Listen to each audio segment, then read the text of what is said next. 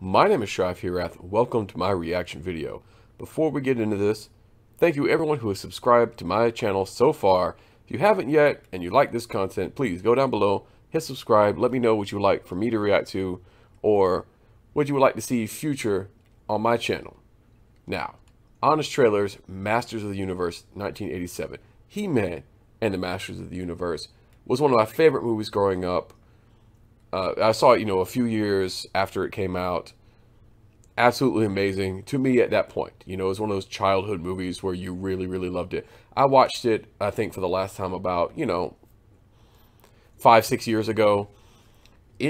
Some of it actually stood the test of time. Some of it was really good. I still thought it was funny. The action was okay. Some of the, even like the hair and the makeup, some of the stuff was really good. But it has that whole nostalgia. I don't know if it's nostalgia or some of it actually stood the test of time. I need somebody's opinion who didn't see it until they were grown.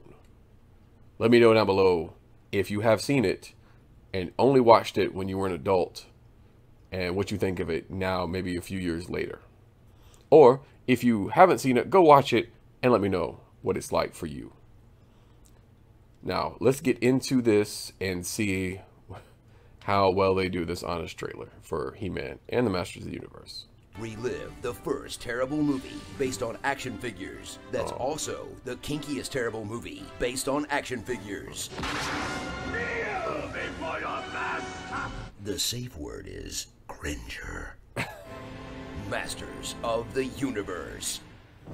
Eternia is in peril, and only He-Man can save it in this adventure that brings together all your favorite heroes from the Masters of the Universe cartoon. Except for Battle Cat She-Ra, Stratos, Ram Man, Zodak, or Manny Faces. Oh, come on, not even Orko? How hard it would have been to paint Gwildor blue and hang him from the ceiling? But at least your favorite villains are here, like this butter carving of Skeletor, Evil-Lyn, Beast-Man. I had such a crush on Evil-Lyn when I was a kid. Man. It's hard talking about it. I have it paused right on this Halloween store looking motherfucker. Her, Evil-Lyn. I had such a crush on her when I was a kid. Maybe that said something about me when I was a kid, that I had a crush on this spooky, glam, goth princess. But one of my first crushes as a kid. Still looking pretty good. Beast-Man. Ugh, pass. I forgot about that motherfucker. Who is that? He looks like a dried up 80s gremlin. Pirate Flash? Forget about that guy too. Nothing special about that guy. Football Lizard? Who are these people? That neck. I remember that neck. There? He's easily as dumb as Football Lizard. I mean, come on. But at least they have all your favorite He-Man locations, like the majestic throne room of Castle Grayskull. And, wait, that's it? Alright, does this movie have anything to do with He-Man? Or is this whole thing going to be about Courtney Cox's dead parents? It's my fault. Oh, yeah, I remember Courtney. Yes, Courtney Cox. Courtney Cox. I was going to mention her earlier. I think this was her first movie. I don't remember if this was before or after Dancing in the Dark by Bruce Springsteen, but this was, I think, her first movie. And that is the guy, I don't know the actor's name, but I do know that is Tom Paris from Star Trek Voyager, playing her boyfriend. I know that. I know his Star Trek name, I think, which is more important than knowing the actor's real name, because pretty sure he hasn't been in anything else. I could be wrong.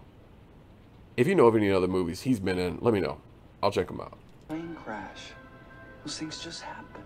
Unless that plane crashed into Snake Mountain, I don't care. You love Dolph Lundgren as Ivan Drago in Rocky IV. I can never remember how to pronounce his name. Dolph Lundgren? I always say like Lundgren or London, Lundgren. Some kind of bastardization of his actual name. And nobody loved him in Rocky IV. Nobody did. He was not even like the person you love to hate. He had all the personality of a wet washcloth in a wet paper bag in the ocean, at the bottom of the ocean, and like one of those dirty parts where the sewage line comes out. That's how much personality he had. The I will break you. That was cool and all, but that's about it. Now witness this invincible Superman's greatest weakness: having to talk. Now, why are you so important to Skeletor? Let her go. Don't be afraid, I won't hurt you. I don't want innocent people to die. Luckily, he's a He-Man of action, not a He-Man of words. You saw this, like, he's taking... Okay, look, I think Dolph is... he's not Swedish. I can't remember what nationality he is. But, you know, it's not his first language. I give him some slack on that. This is the same time Arnold Schwarzenegger was out there. He could barely speak too. So, leave the man alone. However, that scene a few scenes ago where he was, you know, fighting one enemy at a time while other enemies in the back, you know, kind of just swaying around, waiting for their turn, even though they're all behind him. They could easily just stab him right in the ass. Old 80s action. Wielding his mythical power sword to balance his gun-shooting arm.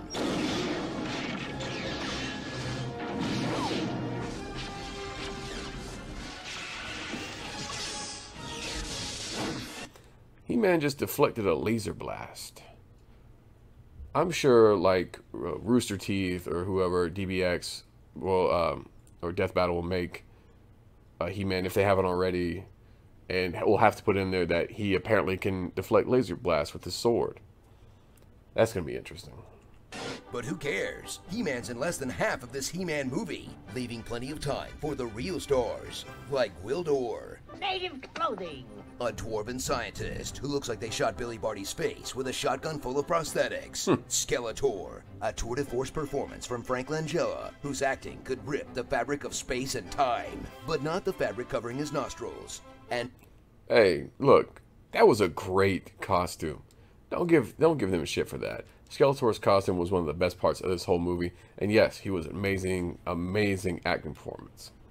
of course, Julie and Kevin, a small-town romance between this orphaned waitress and an aspiring keyboard player that for some reason takes up 50% of my He-Man movie. Stop trying to relate to teens movie. He-Man is for small children and 40-year-olds only. No in between. Oh yeah, and the principal from Back to the Future. Forgot he was in this. Wait a sec. No, yeah. The car got cut in half in the space travel. Did he have a shotgun in this, or was that Back to the Future again? I know it was Back to the Future 2 where he had the shotgun. I think he had a shotgun in this one too. Whatever happened to that guy? I don't know. Journey back to a simpler time when grown men could walk around in. Did I just see a laser blast curve?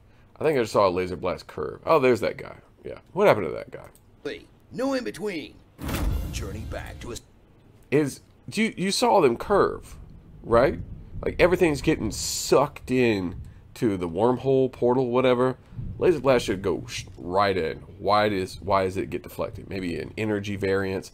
I don't know. That seems like something you would see on, Because Science. What happens there?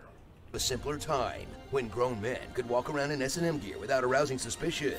Electronic devices that fell from the sky were probably just Japanese. This is one of those new Japanese synthesizers. Movies based on children's toys had casual swearing. Holy sh**. This line didn't have an internet. Oh yeah, back in the 80s or early 90s, where you could say shit or ass or hell or damn a few times in a movie and it would still be rated PG. The good old days. And to piss off. Woman at arms. Alternative energy was what magical hairy miniature scientists did. It was an inefficient combustible system, but I fixed it. No hydrocarbons needed. And vegetarianism was so rare, it literally came from another dimension. You mean this used to be an animal? Mm-hmm. What a barbaric world. Oh, come on, don't look so shocked, Tila. You think He-Man got a body carved out of greased marble by eating Impossible Burgers? So if you're... That's true. It's hard to get a physique like that without just pumping in all kinds of meat and protein. I mean, I'm pretty sure they don't have, bottles of whey powder around here. It's going to be a lot of meat. You can't get that much. Can you get that much protein from, walnuts, almonds? I don't think so. Hungry for one of the biggest wasted opportunities in film, I've heard featuring about a that. climax shot in gross. total darkness because the movie ran out of money. Creature design so cheap, Wildor's mouth barely moves. I am Gwildor of Fëanor, locksmith and inventor. And the ultimate... He's a tinker. For those fans of RPGs and, fantasy books, he's a tinker. Mark of Doom, promising a sequel that's never gonna happen. I'll be back. Then relive the disaster that proved you can hire the writer of The Dark Crystal, the guy who made the music for Rocky, the editor of Lawrence of Arabia, and the VFX artist who did Star Wars. Damn. But if your producers are the same guys who are making Superman 4 at the same time, Oh, your shit. movie will still definitely suck. I wouldn't say definitely so. Like I'm sorry. If you can hear that, there's a really large thunderstorm going on right now. And I almost didn't make this video, but I'm glad I did. I do this for you.